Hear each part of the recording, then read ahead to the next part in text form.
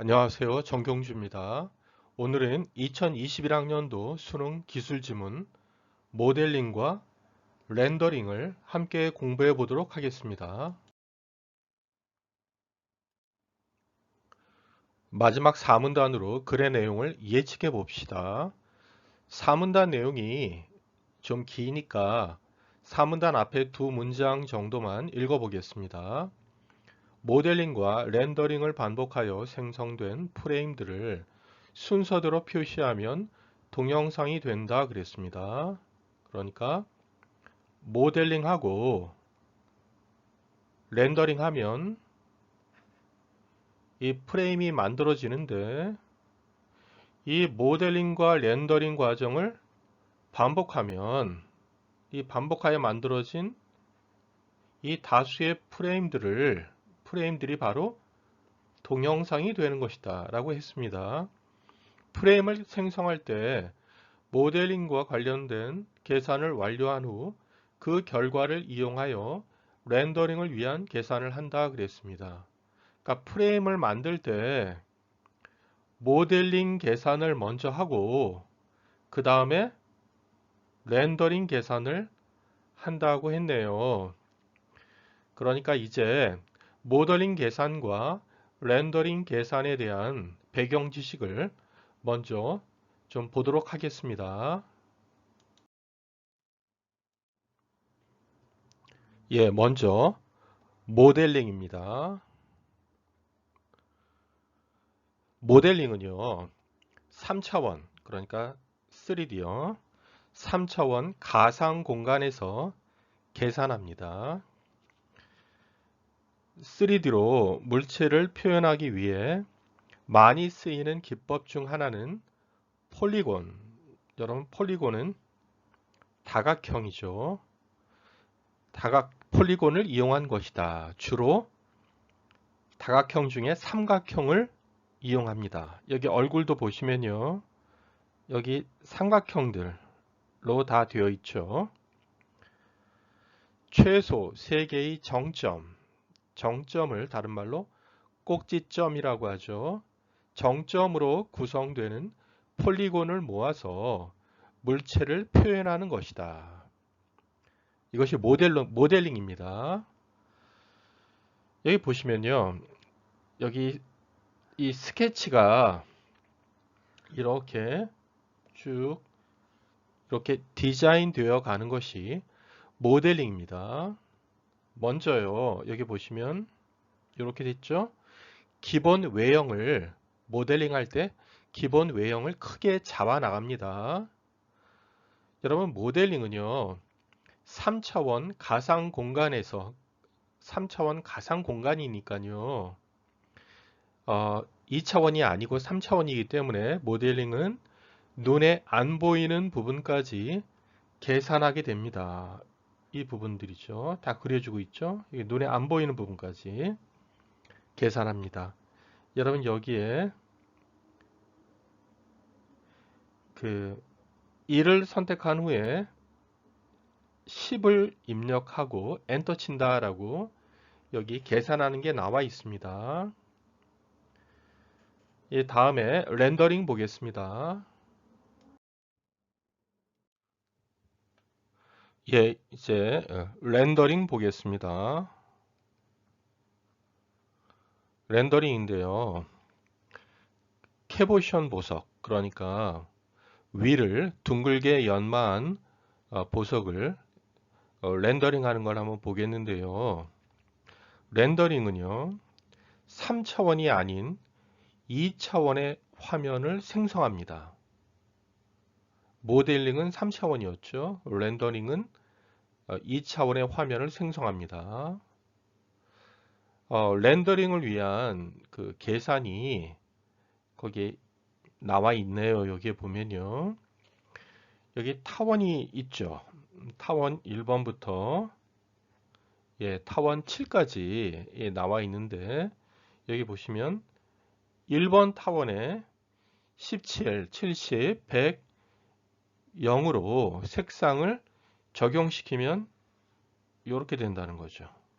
그리고 여기 2번 타원에 여기 있듯이 24, 100, 116 이렇게 적용시키면 이렇게 렌더링 됩니다. 그 다음에 3번 타원에 적용한 거고요. 4번 타원, 여기 4번 타원에 이렇게 적용하면 이렇게 되고 5번 타원에는 10, 100, 100, 14 이렇게 계산이 나와 있습니다. 그 다음에 6번 타원, 7번 타원에 이렇게 색상을 적용시키는 렌더링의 예를 볼 수가 있습니다. 여기에 이 숫자들, 이 화소값이거든요. 이 화소값은 밝기나 색상을 나타내는 것입니다. 이러한 밝기나 색상을 나타내는 화소값이 부여된 것을 우리가 볼 수 있습니다. 렌더링 보았습니다. 1문단입니다. 최근의 3D 애니메이션은 섬세한 입체 영상을 구현하여 실물을 촬영한 것 같은 느낌을 준다 그랬습니다. 그러니까 3D 애니메이션은 입체 영상을 구현한다 그랬으니까 어떻게 구현할 수 있는지 내용이 나오겠네요. 실물을 촬영하여 얻은 자연 영상 그대로로 화면에 표시할 때와 달리 3D 합성 영상을 생성, 출력하기 위해서는 모델링과 렌더링을 거쳐야 한다 그랬습니다. 그러니까 자연 영상은요, 모델링과 렌더링이 필요 없어요. 그런데 3D 합성 영상은 지금 이 글에서 다루는 것은 이게 아니고 3D 합성 영상이죠. 이것은 모델링과 렌더링을 필요로 한다. 이 두 요건을 거쳐야 모델링과 렌더링을 거쳐야 3D 애니메이션을 구현할 수 있다. 이런 내용입니다. 예, 이 문단 전반부입니다. 읽어볼게요. 모델링은 3차원 가상 공간에서 물체의 모양과 크기, 공간적인 위치, 표면 특성 등과 관련된 고유의 값을 설정하거나 수정하는 단계이다. 단계이다 또는 과정이다 이 말이죠. 그러니까 모델링 과정을 말하고 있습니다. 그런데 세 가지를 말하고 있네요. 일단 모델링은 3차원 공간, 가상 공간이라고 그랬죠. 첫 번째로는 모양과 크기입니다. 그리고 두 번째로 위치입니다. 세 번째, 표면 특성에 관한 내용이 나오겠네요. 이 순서대로 나올 겁니다. 그러니까 여기 보시면 모양과 크기 먼저 나왔죠. 여러분 읽어보면서 어디부터 위치에 관한 내용이고 그 다음에 어디부터 표면 특성에 관한 내용인지 한번 찾아보세요. 계속 읽어보겠습니다. 모양과 크기를 설정할 때 주로 세 개의 정점으로 형성되는 삼각형을 활용한다 그랬습니다. 여기 보시면 모두 삼각형이죠. 삼각형의 정점은 세 개죠. 지금 모양과 크기를 말하고 있어요. 물체의 모양과 크기. 작은 삼각형의 조합으로 이루어진 그물과 같은 형태로 그랬죠. 그러니까 작은 삼각형의 조합이 수단인 거죠. 여기 C, 원인이라고 해도 되고 수단이라고 해도 됩니다. 이것으로 어떻게 한다고요? 물체 표면을 표현하는 방식이다 그랬습니다. 표면을 표현하는 것이 목적이 되는 거죠. 다른 말로 결과가 되는 거죠. 그래서 수단과 목적 이렇게 되어 있네요. 작은 삼각형의 조합으로 표면을 표현하는 방식, 그렇죠? 이것이 바로 모델링입니다. 이 방법으로 복잡한 굴곡이 있는 표면도 정밀하게 표현할 수 있다. 지금 모델링에 대해서 계속 이어집니다. 예, 이 문단 후반부입니다. 이때 삼각형의 꼭지점들은 물체의 모양과 크기를 결정하는 정점이 되는데 그랬습니다. 그러니까 꼭지점이 정점인 것이죠. 이 정점들의 개수는 물체가 변형되어도 변하지 않으며 그랬습니다. 이 정점들의 개수는 변하지 않는다. 고정값이다 이 말이죠. 우리가 앞에서 삼각형을 모아서 얼굴을 표현한 예를 보았죠. 여러분 거기에 그 얼굴의 예를 보았는데 거기에 꼭지점, 정점들의 개수를 한번 100개라고 해 봅시다. 그러면 그 100개는 고정값이라는 거예요. 물체가 변형되어도, 그러니까 얼굴이 더 살이 찐다든지 얼굴이 더 마른다든지, 그렇죠? 이렇게 되어도 정점의 개수는 변하지 않겠죠. 100개입니다. 정점들의 상대적 위치는 이제 아까 위치가 어디부터인지 찾아보라고 그랬죠. 여기서부터 나옵니다. 정점들의 상대적 위치는 물체의 고유의 모양이 변하지 않는 한 달라지지 않는다 그랬습니다. 않는 한 이 말은 않으면이란 말이죠. 하는 면이란 말입니다. 변하지 않으면 달라지지 않는다. 말을 바꿔볼까요? 모양이 변하면 위치는 달라진다. 이 같은 말이죠. 이렇게 바꿔도 됩니다. 물체가 커지거나 작아지는 경우에는 정점 사이의 간격이 넓어지거나 좁아지고 그랬죠. 뭐예요? 여러분 얼굴이 커지거나 작아지면 이것은 물체의 변형이죠. 이러면 정점 사이의 간격이 넓어지거나 좁아지죠. 여러분 삼각형에서 요 사이의 간격이 더 넓어지거나 더 좁아질 수 있는 거죠.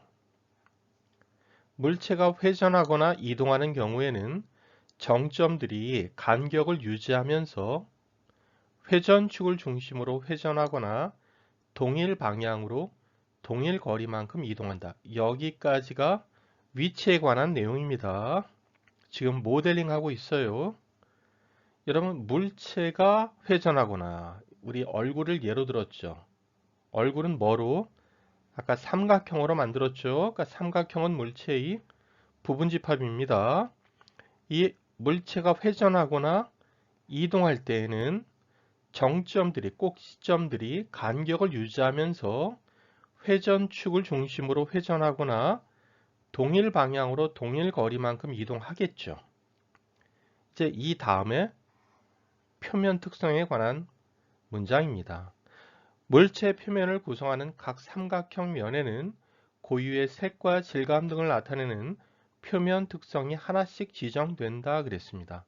여러분 각 삼각형 면에 하나씩 표면 특성이 지정된다고 했으니까 삼각형하고 표면 특성은 1대1 대응하는 것이네요.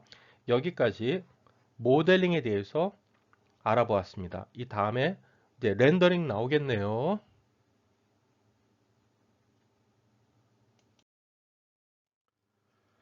예, 이제 렌더링 보겠습니다. 3문단 전반부인데요. 공간에서의 입체에 대한 정보인 이 데이터를 활용하여 그랬습니다. 이 데이터는 앞의 모델링 데이터겠죠. 이것을 활용하여 렌더링 하게 되는 거죠. 물체를 어디에서 바라보는가를 나타내는 관찰 시점을 기준으로 2차원의 화면을 생성하는 것이 렌더링이다 그랬습니다. 여러분 여기에 물체를 어디에서 바라보는가, 이게 관찰 시점이 되는 것이죠. 우리 이전에 수능 문학 문제에서 난쟁이가 쏘아 올린 작은 공에서 집 안에서 밖을 바라보는가, 집 밖에서 집 안에 있는 사람들을 바라보는가, 여기에 관한 문제가 나온 적이 있었거든요. 그게 바로 카메라의 위치가 어디인가 이런 겁니다. 다른 말로 관찰 시점은 물체를 어디에서 바라보는가, 이게 관찰 시점이고 다른 말로 카메라의 위치라고 해도 됩니다. 이것을 기준으로 해서 2차원의 화면을 생성하는 것이 렌더링이다. 렌더링은 3차원이 아니라 2D 화면을 만드는 과정이 렌더링이다 이 말입니다. 전체 화면을 잘게 나눈 점이 화소인데 그랬죠. 여러분, 전체 화면을 잘게 나눈 점, 이것을 우리는 화소, 픽셀이라고 하는 거죠. 화소는 픽셀이잖아요. 그러니까 우리가 픽셀이 많으면 해상도가 높다고 하죠. 정해진 개수의 화소로 화면을 표시하고 그랬죠. 여러분, FHD 모니터는요, 가로 1920, 세로 1080 이와 같은 화소로 되어 있는 거죠. 이게 바로 1920, 1080이 프레임이죠. 화면이죠. 표시하고 각 화소별로 밝기나 색상 등을 나타내는 화소값이 부여된다 그랬습니다. 여러분, 화소값이 뭔가요? 여기 앞에 나와 있네요. 화소별로 밝기나 색상 등을 나타내는 것이 화소값이니까 화소값은 화소의 속성이라고 볼 수 있겠네요. 우리 지금 렌더링 하고 있죠. 렌더링은 2D이므로 가려져서 안 보이는 부분은 화소값이 화소가 없으니까 당연히 화소값도 없게 됩니다. 지금 렌더링 하고 있습니다. 다음입니다. 예, 3문단 후반부입니다. 렌더링 단계에서는요, 화면 안에서 동일 물체라도 멀리 있는 경우는 작게, 가까이 있는 경우는 크게 보이는 원리를 활용하여 화소값을 지정함으로써 물체의 원근감을 구현한다 그랬습니다. 여러분, 여기에 렌더링 단계에서 멀리 있는 경우, 그럼 이 앞에 뭐가 멀리 있나요? 카메라가 또는 관찰 시점이 멀리 있는 경우, 이 말이 숨어 있는 거예요. 멀리 있으면은 작게 보이겠죠. 가까이 있으면은 크게 보이겠죠. 그 원리를 활용해서 화소값을 지정한다는 겁니다. 로서는 수단이죠.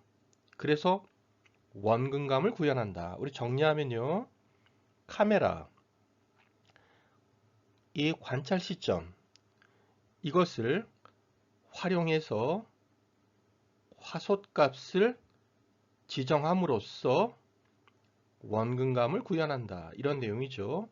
계속 보면 표면 특성을 나타내는 값을 바탕으로 다른 물체의 가려짐이나 조명에 의해 물체 표면에 생기는 명암 그림자 등을 고려하여 화소값을 정해줌으로써 물체의 입체감을 구현한다 그랬습니다.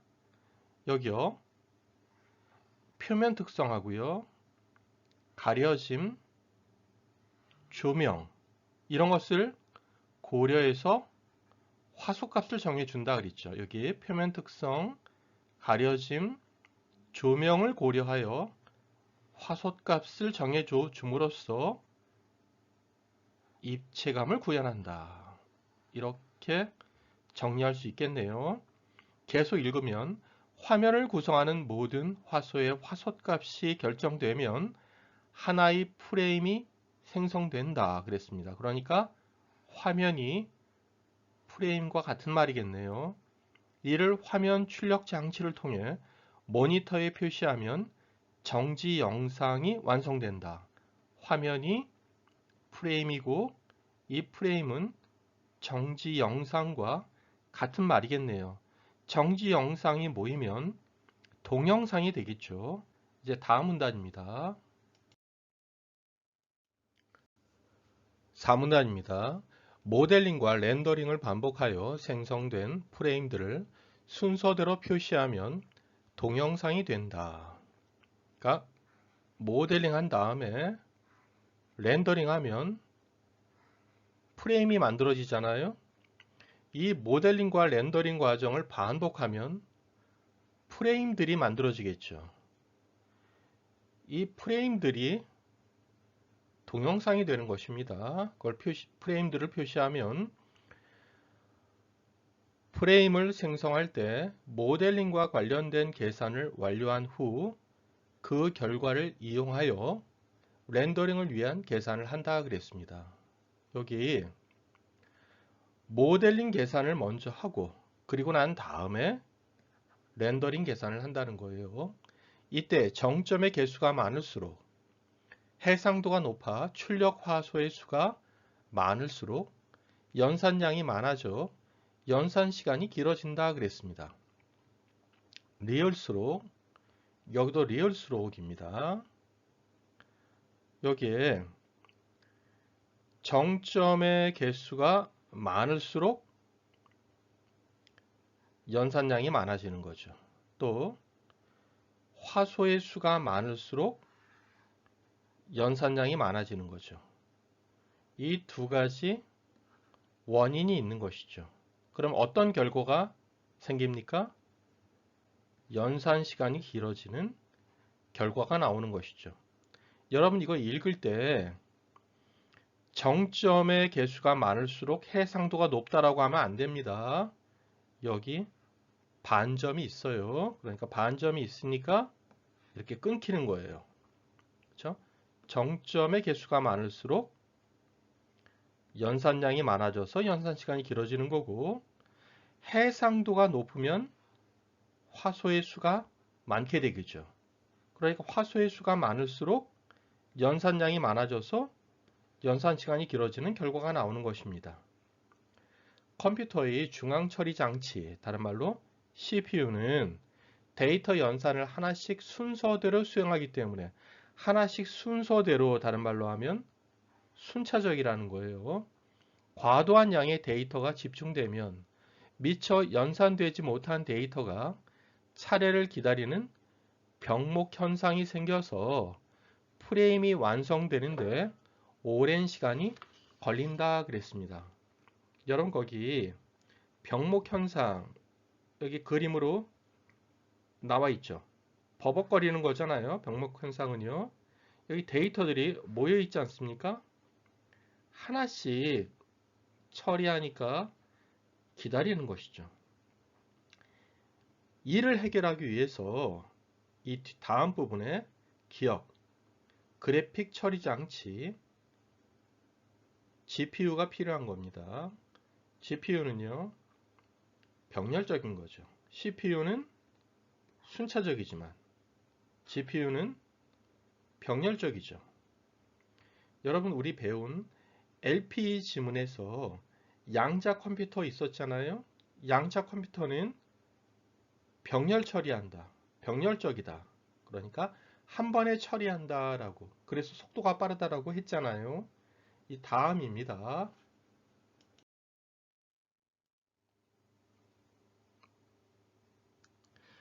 예, 컴퓨터 시스템에 두뇌 자리를 놓고 경쟁을 펼치는 CPU하고 그리고 이 GPU에 대한 내용입니다.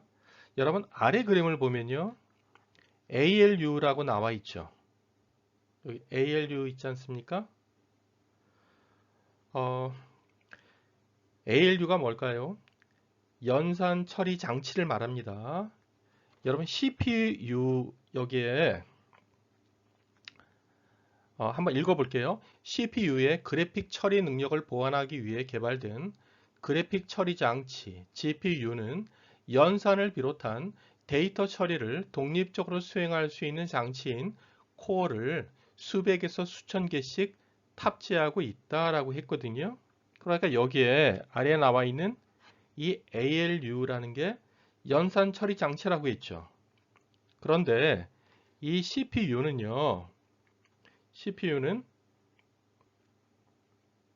하나의 코어에 하나의 ALU만 탑재되어 있습니다. 그런데 여기에 GPU는요, 하나의 코어에 수백에서 수천 개의 이렇게 많은 ALU가 탑재되고 있습니다.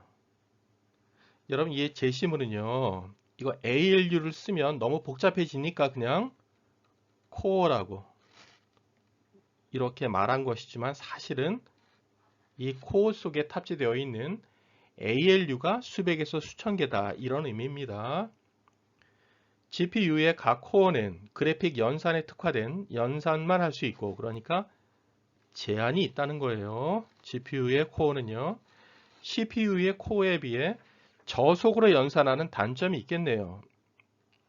속도가 느리다는 겁니다. GPU가요.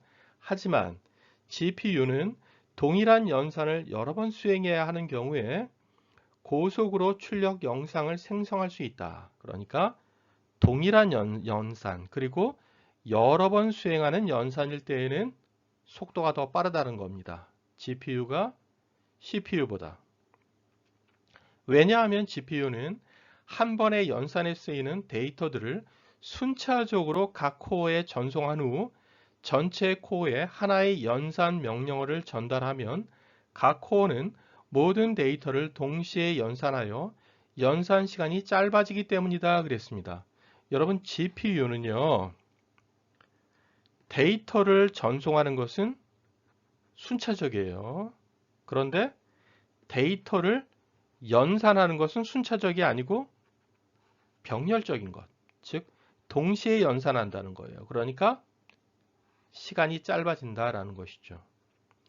전체 코어에 하나의 연산 명령어를 전달한다고 그랬죠. 이 연산 명령어를 전달하는 것이 바로 여기에 있는 컨트롤 유닛입니다.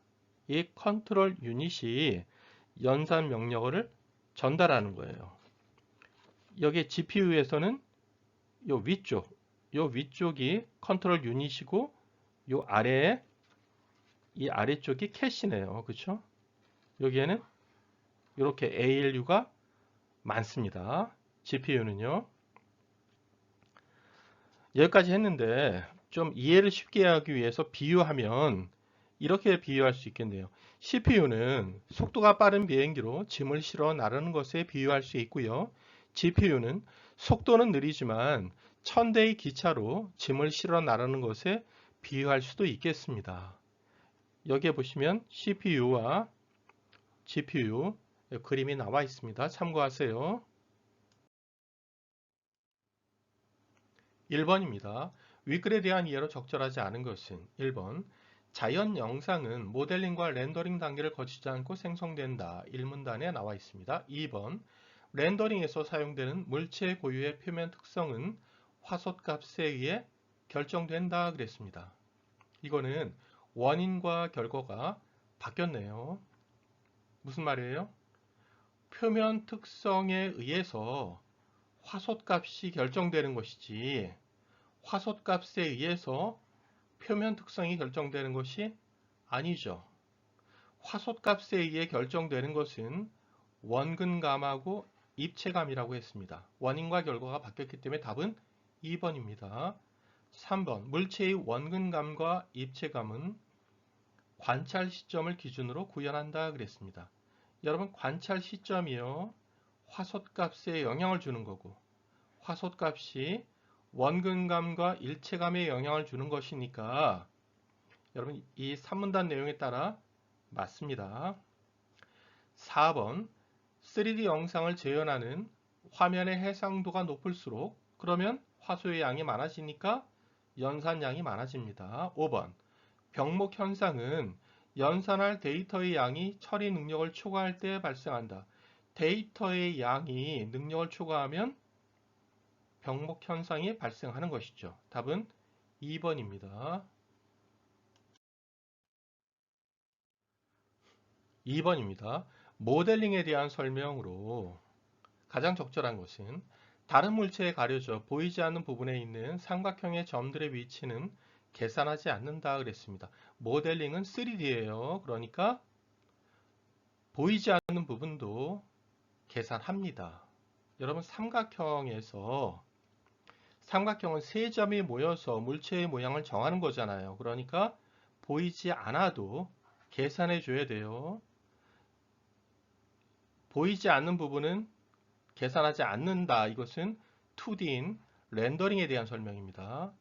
2번, 삼각형들을 조합함으로써 물체의 복잡한 곡면을 정교하게 표현할 수 있다. 그러니까 삼각형을 통해서 조합해서 물체를 표현할 수 있다. 우리 앞에 얼굴 예를 들었죠. 답 2번입니다.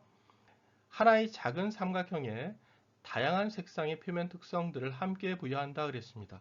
삼각형하고 표면 특성이 1대1 대응이죠. 그러니까 다양한이란 말 쓰면 안 됩니다. 공간상에 위치한 정점들을 2차원 평면에 존재하도록 배치한다 그랬습니다. 여러분 지금 모델링은요. 3차원 가상 공간에 배치하는 겁니다. 2차원 평면에 배치하는 것은 렌더링이에요. 그러니까 아니고 5번 다양하게 변할 수 있는 관찰 시점을 순차적으로 저장한다 그랬습니다. 여러분 카메라 관찰 시점은요. 렌더링에 해당되는 거니까 답은 2번입니다. 3번 GPU에 대한 추론입니다. 1번 동일한 개수의 정점 위치를 연산할 때 동시에 연산을 수행하는 코어의 개수가 많아지면, 그러니까 코어가 많다. 일꾼이 많으면 당연히 시간은 줄어들겠죠. 2번 정점의 위치를 구하기 위한 10개의 연산을 10개의 코어에서 동시에 진행하려면 10개의 연산 명령어가 필요하다 그랬습니다. 그런데 여기서 동일한 연산인지 아닌지, 이 10개 연산이 동일한지 아닌지 안 나와 있어요. 그러니까 이렇게 한 개의 연산 명령어가 필요하다 하면 안 되고 한 개의 연산 명령어가 필요할 때도 있다라고 이렇게 단정하지 않는 표현으로 써야 합니다. 3번 한 개의 코어만 작동할 때 정점의 위치를 구하기 위한 연산 시간은 한 개의 코어를 가진 CPU의 연산 시간과 같다라고 했습니다. 여러분 이거 지금 GPU예요. 한 개의 GPU 코어, 그렇죠? 어느 게 더 빠릅니까? CPU가 더 빠르죠. 그러니까 연산 시간보다 더 길다라고 해야 됩니다. 4번 정점 위치를 구하기 위한 각 데이터의 연산을 하나씩 순서대로 처리해야 한다면 하고 가정했어요. 실제로는 그렇지 않죠. 그러니까 이것은 사실과 다른 가정입니다. 반사실적 가정이에요. 우리가 가능 세계에서 했어요. 지각한다면 이렇게요. 다수의 코어가 작동하는 경우에 총 연산 시간은 한 개의 코어만 작동하는 경우에 총 연산 시간과 같다라고 했습니다. 여러분 다수의 코어가 작동한다는 얘기는 모두 쓴다는 건데요. 이를테면 5개라고 한번 해볼게요. 그러면 5개의 GPU 코어가 작동할 때 하나씩 처리해야 한다면 했으니까 5개를 하나 순서대로 5번 쓰겠죠. 이거는 하나는 어떻게 되나요? 하나를 하나 5번 쓰겠죠. 결국 같습니다. 시간은 5개를 한 번씩 쓰나 하나를 5번 쓰나 시간은 같겠죠. 그러니까 답은 4번입니다. 맞습니다. 5번 정점 위치를 구하기 위해 연산해야 할 10개의 데이터를 10개의 코어에서 처리할 경우 모든 코어에 전송은 하는 시간은 한 개의 데이터를 한 개의 코어에 전송하는 시간과 같다 그랬습니다. 여러분 우리 전송하는 것은 순차적이라고 했죠. 그러니까 10개를 전송하는 것은 순차적으로 해야 되니까 한 개를 전송하는 시간보다 당연히 길겠죠. 답은 4번입니다. 4번 다음은 3D 애니메이션 제작을 위한 계획의 일부이다. 위글을 바탕으로 할 때 적절하지 않은 것은 그랬죠.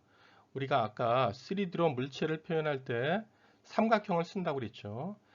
여러분 장면 1번 보면요. 주인공 네모가요. 풍선을 물고 있습니다. 장면 2번을 보면요. 풍선이 점점 커지고 있어요. 장면 3을 보면요. 풍선이 더 이상 커지지 않고 모양 유지하면서 풍선과 네모가 하늘로 날아올라 멀어지는 모습 보인다고 그랬어요. 그러니까 장면 2번은요. 삼각형들이 점점 커지겠죠. 왜요? 풍선이 점점 커지니까. 여기 삼각형이 여기 꼭지점들이 점점 서로 간에 멀어지겠죠.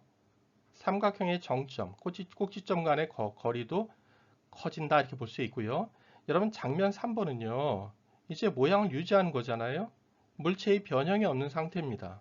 그러니까 정점들의 상대적 위치는 불변한다라고 이 문단에서 말했어요. 그리고 하늘로 날아올라서 멀어지는 모습인데 이것은 카메라로부터 멀어진다라고 보면 되겠죠. 1번 장면 1의 렌더링 단계. 여러분 렌더링 단계는요. 2차원 평면으로 바꾸는 것이죠. 풍선에 가려 보이지 않는 윗부분의 삼각형들의 표면 특성은 화소값을 구하는 데 사용되지 않겠군 그랬죠. 여러분 렌더링에서는요. 보이지 않으면은 화소는 없는 것이죠. 2번 장면 2의 모델링 단계에서 풍선에 있는 정점의 개수는 유지되겠군 그랬죠. 풍선이 점점 커져도요. 꼭지점의 개수는 유지되겠죠. 그 다음에 장면 2의 모델링 단계에서 풍선이 점점 커지니까 정점 사이의 거리는 이 꼭지점 사이의 거리는 점점 멀어지겠군. 커지니까요. 4번 장면 3의 모델링 단계에서 풍선에 있는 정점들이 이루는 삼각형들이 작아지겠군 그랬죠. 여러분 모델링은요. 3차원 가상 공간이잖아요. 여기에 삼각형들이 작아지는 게 아니죠. 위로 위치가 달라진 것이지 크기는 같다라고 봐야 되죠. 여기에 더 이상 커지지 않는다고 했으니까. 삼각형은 불변입니다. 카메라가 변하는 것, 카메라가 멀어지는 것이죠. 그러니까 답은 4번입니다. 장면 3의 렌더링 단계에서 전체 화면에서 화소값이 부여되는 화소의 개수는 변하지 않겠군 그랬습니다. 여러분 해상도는 불변이니까 화소의 개수도 불변입니다. 여러분 프레임 안에서 화소의 개수는 변하지 않잖아요. 그러니까 답은 4번입니다. 여러분 고생하셨습니다.